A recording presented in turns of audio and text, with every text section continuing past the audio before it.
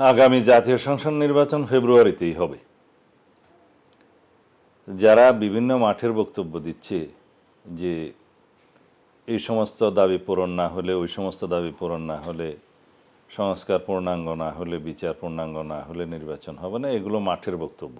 এখন প্রশ্ন আসলো, কারা নির্বাচনকে বিলম্বিত করতে চায়, অথবা বিলম্ব হোক বা অনিশ্চিত হোক সেই পরিবেশ সৃষ্টি করতে চায়, অথবা নির্বাচন না হোক সেটা চায়।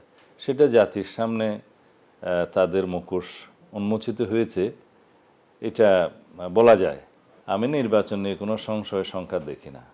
যারা আগামী নির্বাচনকে বয়কট করার চেষ্টা করবে, ডাইরেক্টলি অর ইনডাইরেক্টলি, তারা জাতীয় রাজনীতি থেকে মাইনাস হয়ে যাবে।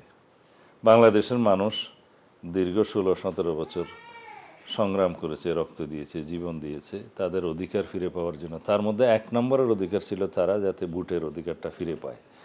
এখন যেহেতু সেই পরিবেশ নিশ্চিত হয়েছে, এখন সেই ভোটের অধিকার প্রয়োগের ক্ষেত্রে যে সমস্ত রাজনৈতিক দল নিরুৎসাহিত করবে জনগণকে, তাদেরকে জনগণ প্রত্যাখ্যান করবে, এ বিষয়ে আমি নিশ্চিত।